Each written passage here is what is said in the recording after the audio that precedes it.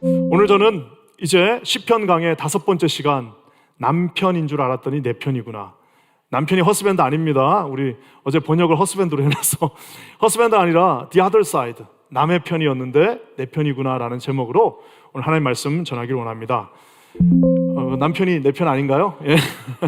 약간 더블 미닝도 있습니다. 그래서 하나님이, 남편이 중요한 게 아니라 이게 진짜 하나님이 중요한 겁니다. 그래서 오늘 이 말씀 한번 나누기 원하는데요, 계속해서 이 시편 120편부터 135편까지는 성전에 올라가면서, 134편까지는 이제 성전에 올라가면서 하나님 앞에 드렸던 찬송시입니다. 우리가 지금까지 4편을 다 봤습니다. 첫 번째는 이것이 환난인 줄 알았는데 축복이었다라는 시편 120편의 말씀으로 우리가 처음에 은혜를 받았습니다. 120편 1편에 이렇게 나와 있습니다. 내가 환난 중에 여호와께 부르짖었더니 내게 응답하셨다라고 말하고 있습니다. 많은 사람들이 환난이 오면 그것은 저주다라고 생각합니다.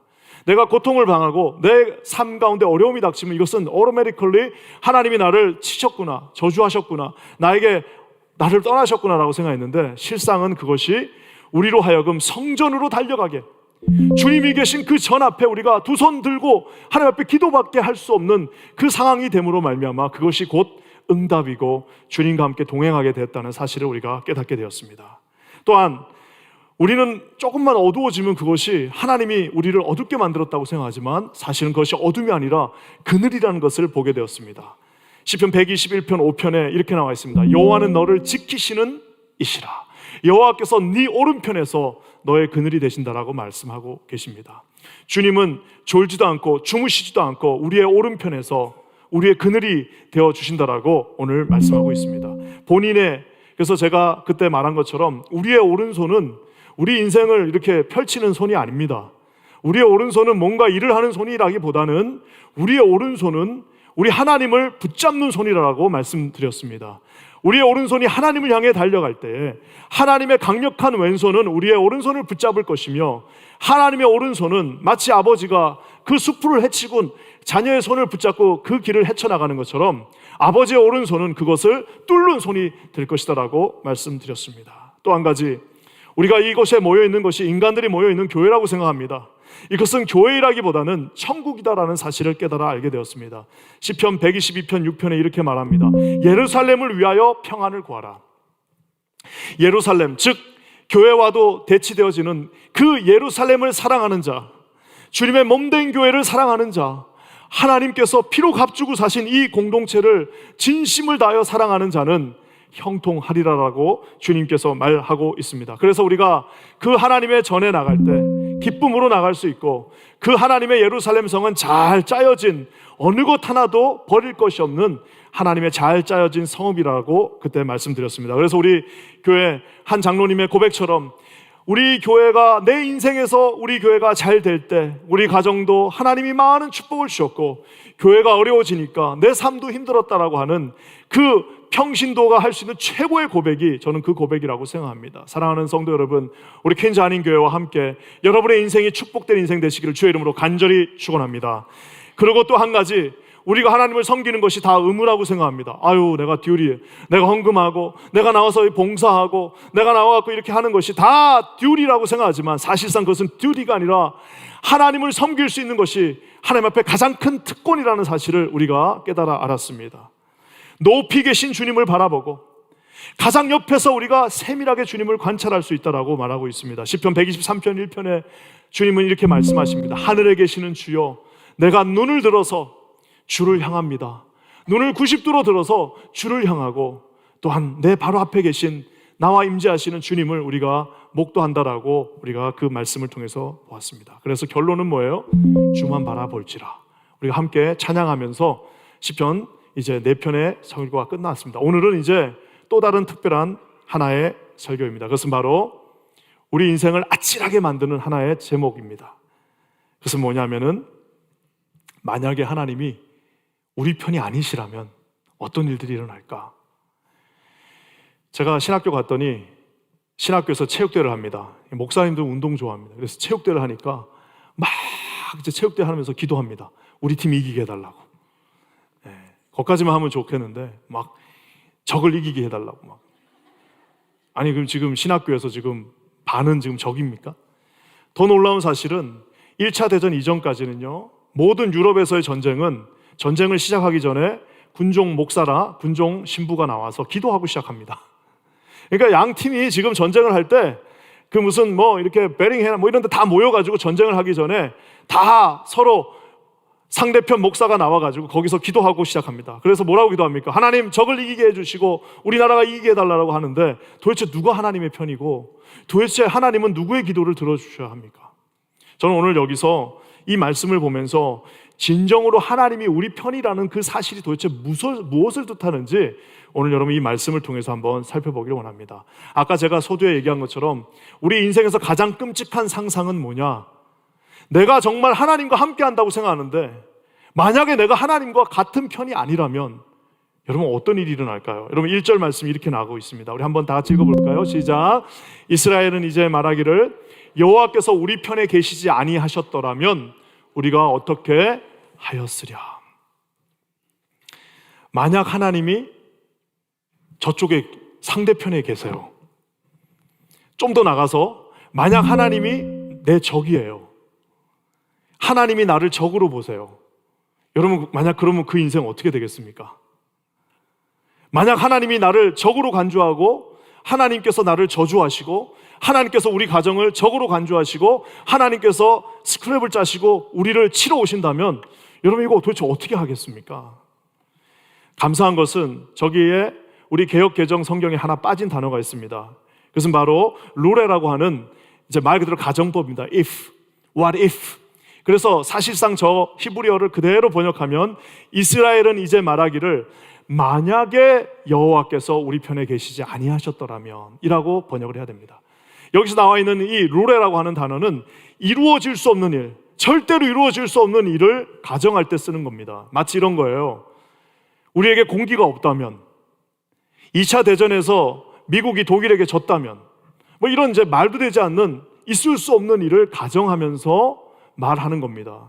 결국 그 말은 뭐냐면 하나님은 절대 우리 편에서 떠나실 수 없다는 사실입니다. 그래서 중요한 사실은 우리가 하나님의 편에 서 있느냐 아니냐를 우리가 스스로 늘 점검해 봐야 된다는 사실입니다. 많은 분들이 이것을 알지 못한 채 과연 내가 하나님의 편에 서 있는가, 내가 하나님과 함께 동행하고 있는가, 내가 하나님의 그 뜻 안에 있는가를 의심하는 분들이 우리 가운데도 많이 있다는 사실입니다. 사랑하는 성도 여러분, 저는 여기 계신 우리 킨자님교회 모든 성도님들이 인생에서 가장 중요한 하나님의 편에, 하나님의 라인에, 하나님의 그 줄을 잡으시는 분들 되시기를 주님의 이름으로 간절히 부탁드립니다.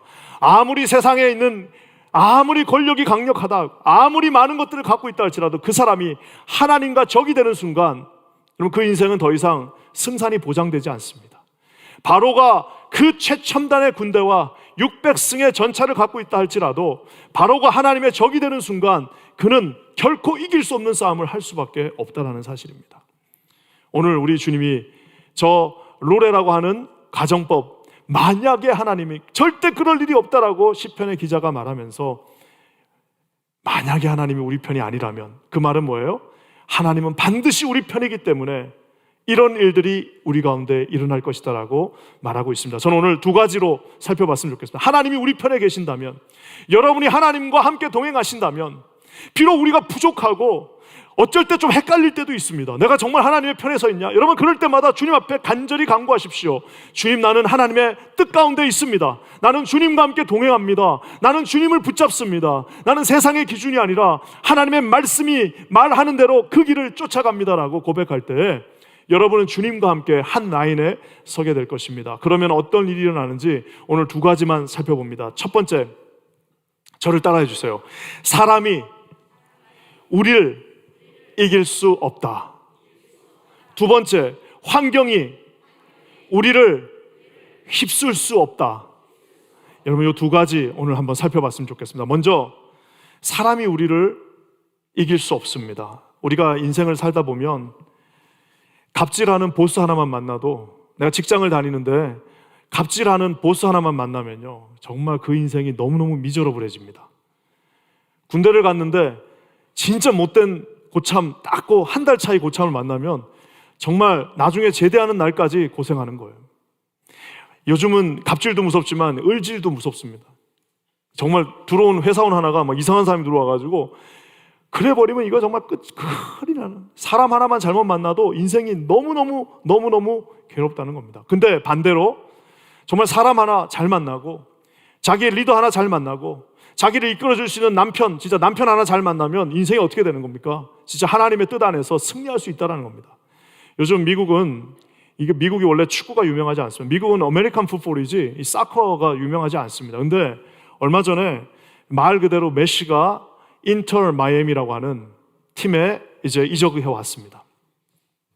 처음에 사람들이 뭐 온다고 뭐 별일 있겠냐 했는데, 이 인터 마이애미라고 하는 팀은 진짜 말 그대로 늘 꼴찌하는 팀입니다. 그래서 항상 지는 팀이에요. 이길 수 없는 팀입니다. 말 그대로 맨날 꼴찌 팀이었는데, 메시가 오고 난 그 순간부터, 메시가 첫 게임을 뛰는 그 순간부터 독보적인 1위로 무패 행진을 이어가고 있습니다. 사람 하나 바뀌었어요. 물론 이제 한 2명 데려왔지만 사람 하나 바뀌니까 팀 전체가 미국에서 지금 독보적 1위, 진짜 어제는 결국에는 우승컵을 거머쥐었습니다. 평균 3-40불 하던 입장권이 3-400불 10배로 뛰었습니다. 인스타그램 팔로워가 100만 정도밖에 되지 않았는데 1200만이 넘어버려가지고 웬만한 진짜 아메리칸 풋볼팀 팔로워보다 더 많아져 버렸다는 사실입니다. 파죽지세로 막을 팀이 없어요. 왜 그렇습니까? 메시라고 하는 한 선수가 거기에 딱 들어오는 순간, 여러분 그 사람하고 같은 팀이 되는 순간 거기 있던 모든 사람들의 몸값이 한꺼번에 다 뛰어버리는 놀라운 기현상을 말하게 됩니다. 이건 멀리 볼 필요도 없습니다. 우리 퀸즈 한인교회도 비슷한 일이 있었습니다. 우리 교회에 이제 목회자 축구팀이 있는데, 저희가 이 동부에서는 꽉 잡고 있습니다. 동부에서는 아직 우리가 이 동부에서는 저희가 꽉 잡고 있습니다. 우리가 뭐 다 잘하느냐? 아닙니다. 우리 안데이비 전도사, 우리 지금 영어권에 공격은 안데이비 전도사, 우리 수비는 박철 목사, 이 청년 사역자들이 공격은 안데이비, 수비는 박철. 그러니까 다 잘할 필요가 없어요. 그냥 나머지는 여기 와서 축구 처음 한 사람들이 다 합니다. 그냥 다 못해도 돼요. 2명이 맨 앞에서 맨 뒤에서 확실하게 딱 하고 있으니까 작전도 필요 없어요. 그냥 우리는 뻥 차면은 데이비 전사가 어떻게 받아가지고 어떻게 하면 골링이 되는 거예요. 24살짜리를 데려왔으니 다리가 이렇게 두꺼운데 목사님들 그 가는 다리들이 얼마나 힘들었겠습니까? 그래서 그냥 파죽지세가 이기는 겁니다.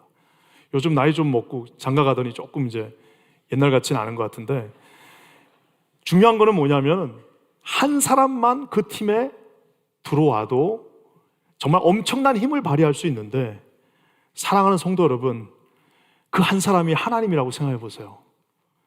여러분, 그 한 사람이 하나님이 나와 함께 지금 내 편에 같이 서 있다라고 생각해 보십시오. 여러분의 가정이 지금 힘들어요. 여러분의 인생이 꼬였어요. 여러분의 삶이 조금 복잡하고 어려운 문제를 만났어요. 하지만 중요한 사실은 지금 같은 라인에 나와 함께 내 편에서 on my side, 내 사이드에 하나님이 함께 하신다는 그 믿음의 확신이 있다면, 사랑하는 성도 여러분, 아무리 개천에 있다 할지라도, 아무리 좌절 속에서 방황한다 할지라도, 아무리 생의 모든 희망들이 다 사라졌다 할지라도 우리는 반드시 승리할 수 있다는 사실을 믿어 의심치 않는 성도님들 되시기를 주의 이름으로 간절히 축원합니다. 사랑하는 성도 여러분, 우리 편에 사람이 아닌 하나님이 서 계신다라고 오늘 시편의 기자가 말하고 있습니다. 강력한 부정이지만 저것은 강력한 긍정입니다. 여호와가 우리 편에 서 계시지 않았더라면 이미 바로 시대에 어떻게 그 노예들이 홍해를 가르고 설사 나왔다 친들 그 광야에서 40년을 먹고 살 수 있겠습니까? 다윗이, 그 어린 다윗이 그 쫓겨나는 그 미치광이 속에서, 그 미치광이 사울이 그 수십 년을 쫓아오는데 어떻게 살아남을 수 있었겠습니까? 어린 요셉이 팔려와서 그 구덩이 아래서 형님들 살려주세요 하면서 그 인생은 끝났어야 하는 인생임에도 불구하고 오늘 요셉의 고백처럼 하나님이 늘 그와 함께 하셨다, 하나님이 그의 편이 되셨다, 하나님이 같은 라인에 서 계신다, 하나님이 그의 배후에 계신다라고 할 때에 17살짜리 요셉이 이역만리로 팔려갔다 할지라도 그는 결국에는 독보적인 존재가 되어서 승리하여 살아 돌아왔다는 사실을 기억하시는 우리 귀한 성도님들 되시기를 주의 이름으로 간절히 부탁드립니다. 우리 편에 계신 메시가 있는 게 아니라, 안데이비 전사가 있는 게 아니라 사랑하는 주님이 우리와 함께 동행하신다는 사실을 여러분 가슴속에 깊이 새기시는 우리 귀한 성도님들 되시기를 주의 이름으로 간절히 부탁드립니다. 사랑하는 성도 여러분, 반드시 기억하십시오. 또 한 가지 중요한 게 있습니다. 그것은 뭐냐면은, 보통 우리가 이제 인생의 고난을 당하면 사람들로부터 고난을 당합니다.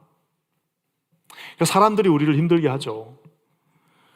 여러분 2절 말씀 한번 읽어볼까요? 2절에 이렇게 나와 있습니다. 다 같이 읽겠습니다. 시작.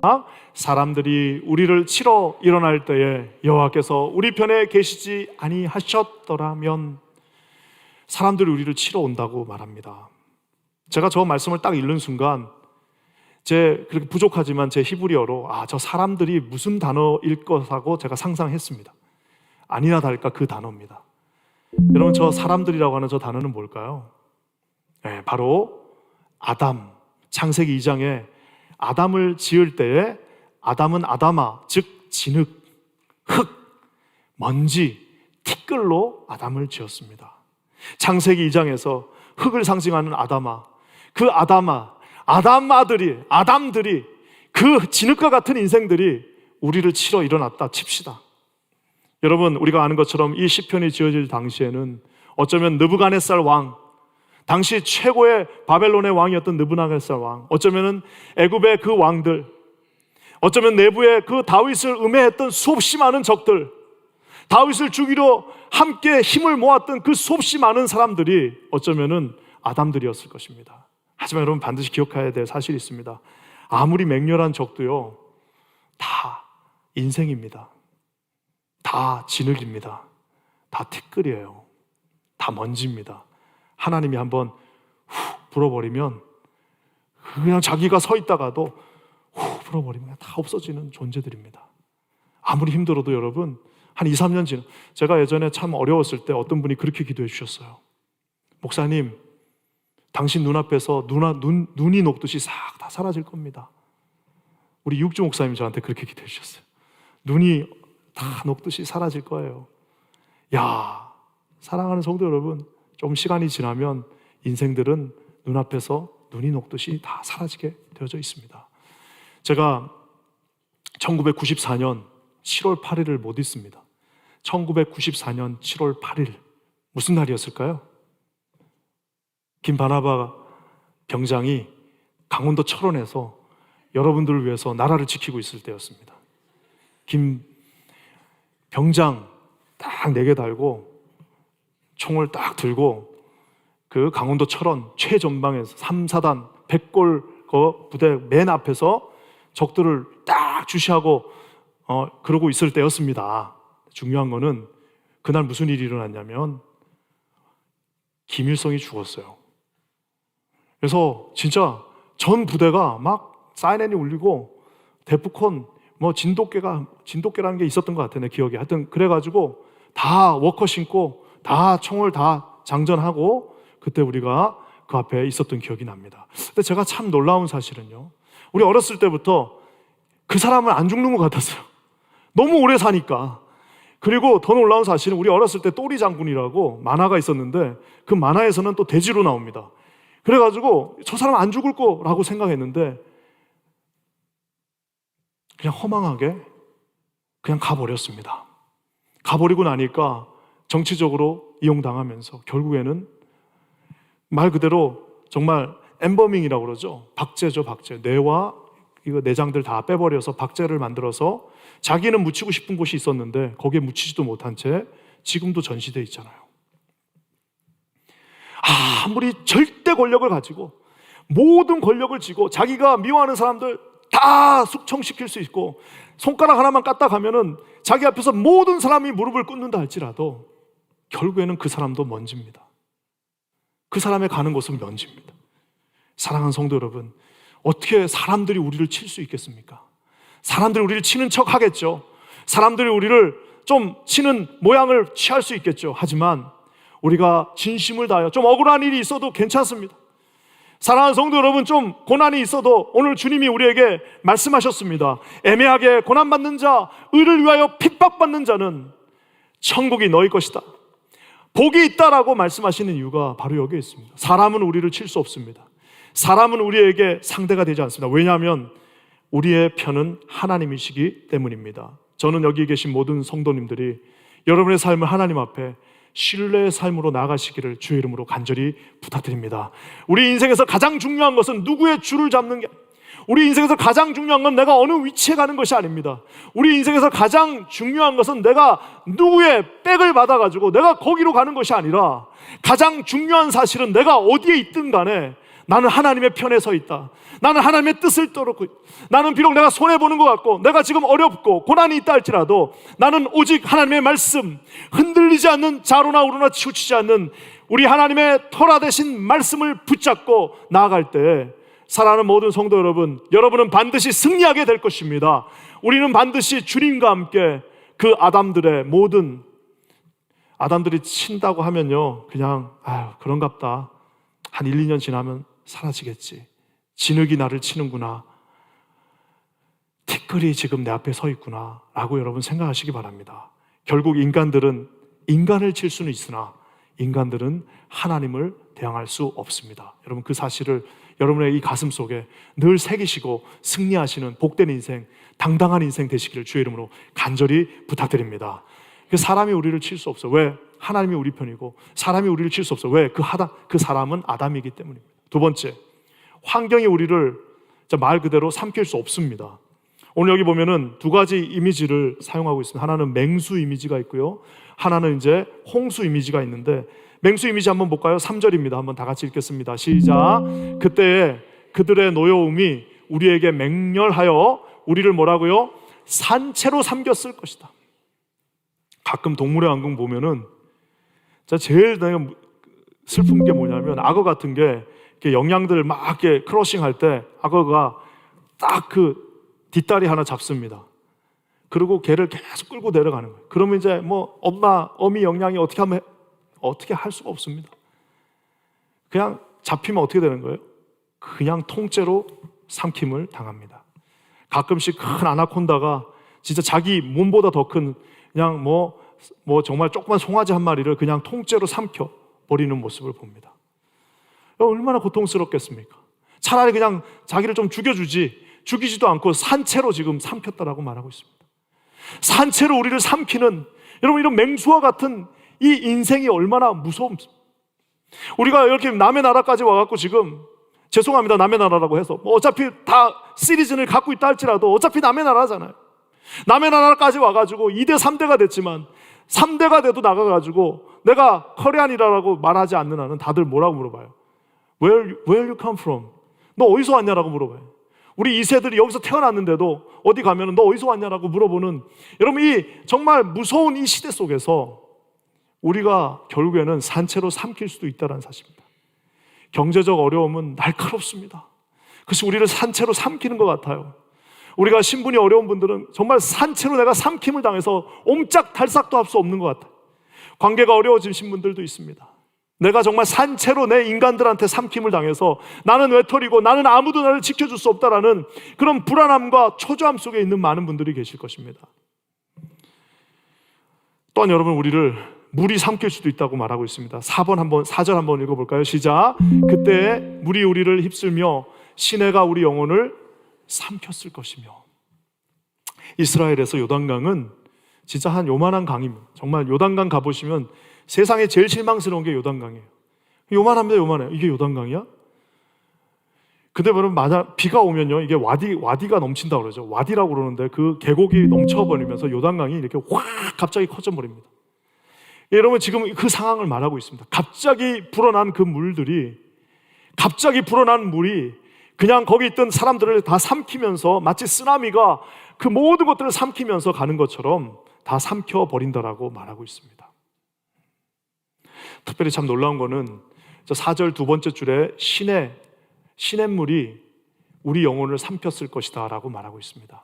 그래서 시내라고 하는 것은 탈굼이라고 하는 또 다른 이제 번역본에는 뭐라고 나와 있냐면, 저 시내를 병듦이라고 번역해 놓았습니다. 번역을 잘했죠.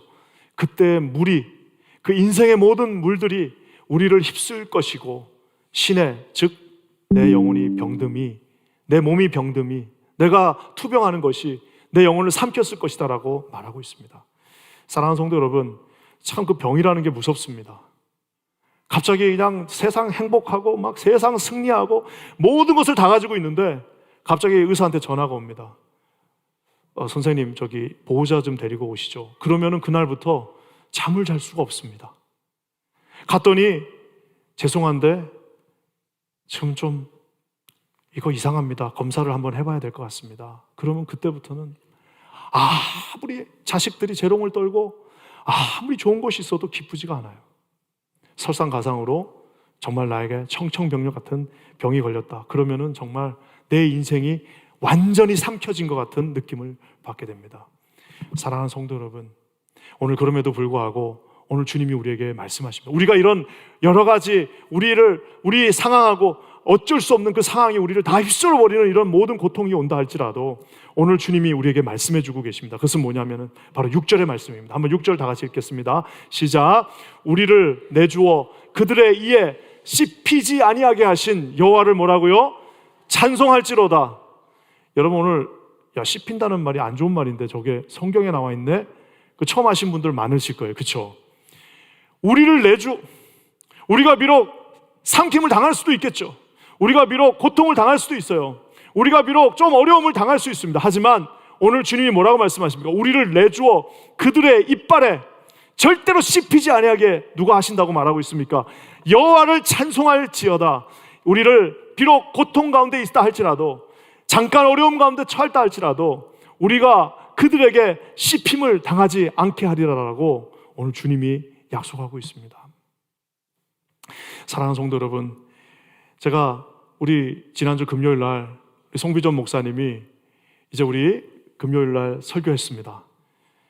설교를 듣는데 진짜 제 마음 가운데 하나님이 이제 뭔가를 하시겠구나라는 생각이 들었습니다.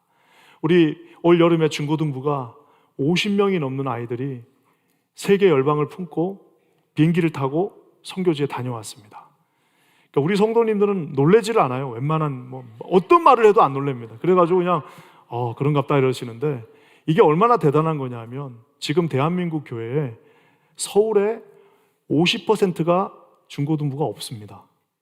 서울에 있는 교회들의 50%가 아이들이 없어요. 그러니까 두 교회 중에 한 교회가 애들이 없다니까요. 농어촌까지 다 같이 치면은 70%가 중고등부 교육부가 없어요. 그러니까 여러분, 이제 우리 대한민국 교회는 언젠가는 아무도 없을 겁니다. 왜? 다 지금 없어. 가보면 아실 거야. 아무도 없어요. 그냥 어른들만 있는 겁니다. 어른들만, 할아버지 할머니들만 있어요. 저 동대문 종로에 있는 교회들 가면 할아버지 할머니들밖에 없어요. 심각한 문제 가운데 있는데 하나님께서 우리 귀한 목회자, 또 우리 귀한 선생님들, 또 귀한 우리 학부모들 깨워주셔서 계속해서 기도하게 하셨더니, 처음에 선교 갔을 때는 서먹서먹하고 가서 뭘 하나 그랬는데 이제 2회가 되고 3회가 되니까 이 아이들이, 우리 송 목사님, 난 그 간증이 가장 뜨거웠습니다. 목사님, 밤에 예배를 드리는데, 밤에 우리가 같이 함께 찬송을 하면서 예배를 드리는데 그 자리에 그 찬양이 뜨겁게 울려 퍼질 때 자기가 너무 놀랬다는 겁니다. 사랑하는 성도 여러분, 우리 아이들이 이 세상을 맞이해야 되는데, 우리 아이들이 맞이해야 되는 이 세상, 여러분 얼마나 무섭습니까? 여러분 나가보세요. 지금 우리 애들이 대학 가면요, 대학에 가면은 지금 맞이해야 되는 이 세상은 어떤 것이 선인지 어떤 것이 악인지 구분이 가지 않는 세상입니다. 이제는 더 이상 뭐가 절대 진리고 뭐가 나쁘고 뭐가 좋은 게 없어요. 그래서 이제는 누가 맞고 누가 틀린지도 알 수 없는 세상이고, 우리 아이들이 이 교회에서 배운 것을 가지고 세상에 나가면 이제 왕따가 될 것이고, 정말 100명 중에 믿는 사람 한두 명밖에 없는 그 공동체 안에 가서 이 아이들이 어떻게 살아남을 수 있겠습니까? 사랑하는 성도 여러분, 오늘 저는 저 말씀을 믿습니다. 비록 그들에게 삼킴을 당할다 할지라도, 하나님, 우리 자녀들이 서는 그 땅에서 비록 마귀 사단이 그들을 삼킨다 할지라도 그들의 이빨에 씹히지 아니하게 하여 주시옵소서. 예수 그리스도의 능력 가운데 우리 자녀들이 씹힘이 당하지 않게 하여 주시옵소서. 여러분 이렇게 기도하시고 우리 가정들이 하나님 앞에서 승리하게 되기를 주님의 이름으로 간절히 부탁드립니다. 그래서 여러분, 우리가 이렇게 기도할 때 정말 만약에 저 말씀을 조금 더 발전시킨다면, 마귀 사단이 우리 자녀들을 씹을 때에 그 이빨이 부러지게 하여 주시옵소서. 아무리 강력한 것이 우리를 씹는다 할지라도 우리 자녀들이 서 있는 그 땅에서 외롭게 하나님을 찬송하고, 그 모든 기숙사에서 단 한 명이 주님을 찬송한다 할지라도 우리 자녀들이 그곳에서 하나님 앞에 나갈 때에 마귀 사단, 그 학교 전체가, 그 공동체 전체가 우리 자녀들을 삼킨다 할지라도 아버지 하나님이 삼키는 그들의 이빨이 부러지는 역사 있게 하여 주시옵소서. 여러분 이렇게 기도하시고 우리 자녀들을 내보내시는 우리 킨자님 교회가 되기를 주의 이름으로 간절히 부탁드립니다. 주님이 말씀하셨습니다. 시편 기자 다윗의 입을 통하여 말하고 있습니다. 여러분 다윗의 삶을 보십시오. 벌써 죽었어도 없어져야 될 인간이었지만 그 왕이 모든 군대를 다 당원해가지고 그 한 어린 소년을 잡으려 하였고 그를 넘어뜨리려 하였고 그를 죽이려 했지만 결국에는 누구도 다윗을 씹을 수 없었습니다. 사랑하는 성도 여러분, 여호와의 편에 서 계시는 성도님들 모두가 되시기를 주님의 이름으로 간절히 축원합니다. 사랑하는 성도 여러분, 씹고 있는 그 마귀의 이빨이 부러진다라고 말하고 있습니다. 어떻게 이런 일이 가능할까요? 7절에 좀 더 명확한 정답이 있습니다. 우리 한번 다 같이 읽어볼게요. 시작. 우리의 영혼이 사냥꾼의 올무에서 벗어난 새같이 되었나니 올무가 끊어짐으로 뭐라고요? 우리가 벗어났도다. 저기에 동사 두 개가 나옵니다. 끊어졌다. 올무, 덫이 끊어졌어. 이 덫을 탁 놓고 한번 걸리기만 해봐. 저 덫에 딱 걸리면 이제 내가 확 잡아 끌어내려야지 하고 사냥꾼이 덫을 놨습니다. 걸렸어요. 심지어 그 덫에 걸렸습니다.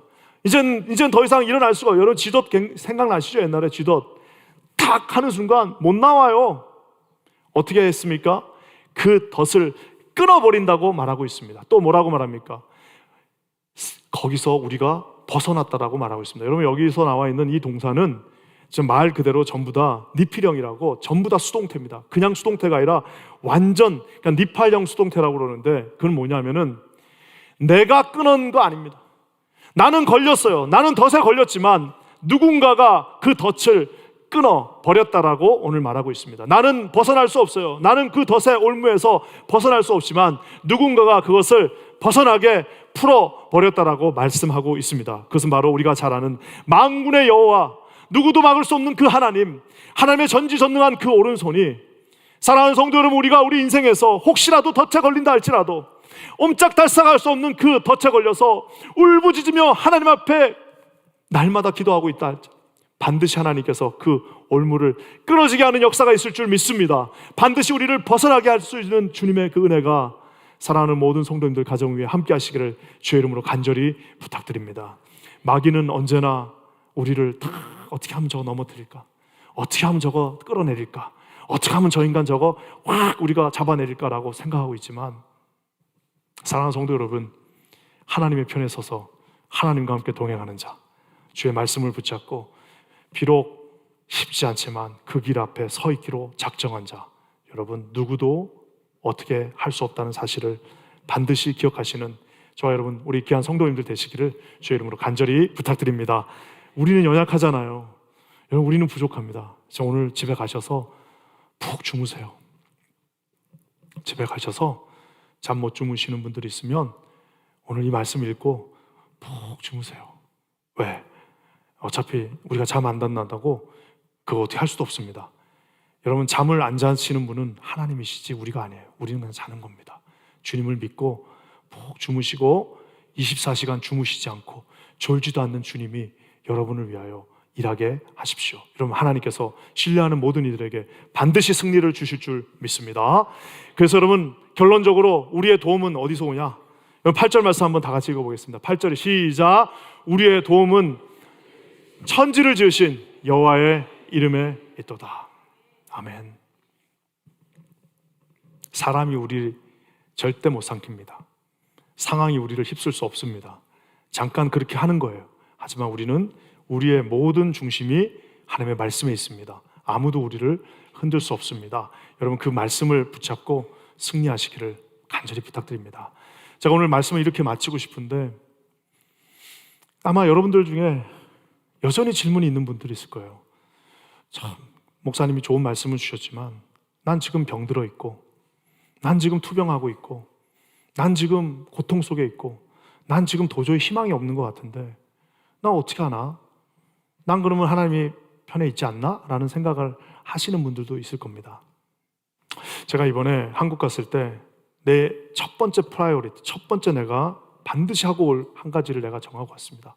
그래서 뭐냐면 우리 아마 퀸자닌 교회 우리 성도들 중에 기도하는 분들은 다 기도하고 있을 거예요. 제임스 정이라고 하는 우리 형제 40대 중반인데 암 말기입니다. 말기 4기 말기암입니다. 그래서 이제 그 형제를 내가 만나고 반드시 기도해주고 와야겠다라고 해서 제가 목포까지 찾아갔습니다. 그 앞에 아파트 앞에서 한참을 기도했습니다. 하나님, 가면 뭔 말을 해야 될까요? 아시다시피 암이 4기면은 어떻게 보면은 이제는 뭔가를 치유한다기보다는 그냥 메인테인하는 것이 더 많다고도 선생님들이 그러셨어요. 그래도 내가 가서 뭔 말을 해야 되나 여기 앞에서. 지금 어머니 노모하고 둘이 지금 나를 기다리고 있는데 내가 목사지만 가서 뭔 말을 어떻게 해야 되나 하고 그 앞에서 아파트 앞에서 한참을 기도하고 하나님 어떤 말씀을 전해야 됐습니까? 설교 준비 다 하고 왔지만 찬양송가 다 준비하고 왔지만 고민하다가 결국에는 답을 얻지 못하고 그냥 가서 띵동 눌렀습니다. 그랬더니 120kg 이렇게 등치가 커가지고 120kg였던 거구가 그냥 매짝 말라가지고 눈을 딱 여는데 제가 그냥 그거 보고 내가 아주 그냥 눈물이 그냥 앞을 가렸습니다. 가서 같이 예배 드렸습니다. 뭐 좋은 말씀 잘 전했습니다. 같이 찬송했습니다. 그러고 나서 이제 같이 기도를 해주는데 머리에 손을 얹고 기도를 했습니다. 하나님, 처음에는 기도를 하는데 하나님 낫게 해주시고 하나님께서 반드시 승리할 줄 믿습니다라고 이제 기도했습니다. 그렇지만 그것도 정말 하나님이 주신 기도였어요. 근데 점점 기도가 점점 무르익어 가는데 하나님이 저에게 주신 마음이 있습니다. 그건 뭐냐면 하나님, 우리는 이미 승리했습니다. 왜냐하면 우리는 이미 예수님 안에 있습니다. 하나님, 우리는 비록 지금 병마와 우리 사랑하는 내 동생과 같은 이 형제가 싸우고 있지만 하나님, 우리는 이미 승리했습니다. 예수님이 우리 편이시고 예수 그리스도를 믿고 있고 우리는 죽으나 사나 당신 것이기 때문에 우리는 승리했습니다라고 선포하고 기도하니까 얼마나 마음이 갑자기 더 오히려 소망이 올라오는 것 같았어요. 끝나고 제가 말했습니다. 우리 이제 나 가서 다시 열심히 더 기도할 테니까 우리 함께 기도하면서 반드시 이겨나가자. 만약에 하나님이 다시 한번 생명을 준다면 허투루 인생을 살지 말고 하나님을 높이고 하나님을 위하여 모든 온 힘을 다하는 거룩한 인생 되라라고 하고 같이 웃으면서 안고 헤어졌습니다. 사랑하는 성도 여러분, 저는 거기서 오면서 많은 생각을 가지게 되었고 많은 눈물을 흘렸습니다. 여러분의 인생, 우리 인생 어차피 나중에 시간이 다 지나면 주님 앞에 서야 됩니다. 어차피 그것이 빠를 수 있고 늦을 수 있고 누군가는 길게 가고 누군가는 짧게 가지만 결국에는 그 앞에 서야 될 인생인데 여러분, 일이 일비가 중요한 것이 아니라 생사화복이 중요한 것이 아니라 가장 중요한 사실은 저와 여러분이 하나님의 편에, 하나님의 그 사이드에, 하나님의 말씀 가운데, 주님의 구원 가운데 성령께서 성령으로 여러분을 세례하시사 여러분 성령께서 여러분의 마음 가운데 지금 임재하고 좌정하시는 그 사실이 가장 중요하다는 사실을 깨달아 하시는 우리 사랑하는 귀한 성도님들 되시길 주의 이름으로 간절히 축원합니다. 어느 누구도 우리를 주님의 그 사랑에서 끊을 수 없다라고 로마서 8장에 말하고 있습니다. 어떤 기쁨도 어떤 고난도 어떤 그 환난과 화살과 활이라 할지라도 누구도 우리를 그리스도의 사랑에서 끊을 자가 없다라고 말하고 있습니다. 왜냐? 우리는 주님의 편에, 주님의 라인에 주님과 함께 서 있기 때문입니다. 여러분, 그 주님을 신뢰하시고 꽉 붙잡으시는 저와 여러분 되시기를 주의 이름으로 간절히 부탁드립니다. 우리 함께 기도하겠습니다. 하나님, 참으로 감사합니다. 우리의 인생에서 아버지 하나님, 주님 편이 우리 편, 내가 주님의 편 앞에 서 있다는 사실을 날마다 깨달아 하는 우리 귀한 성도들 되게 하여 주시옵소서. 주님 앞에 가는 그날까지, 내가 주님이 다시 이 땅에 오시는 그날까지 늘 주님 편에서 승리하는 복된 인생 되게 하여 주시옵소서. 그거 놀라운 일을 이루실 주를 찬송하며 예수님의 이름으로 간절히 기도합니다. 아멘.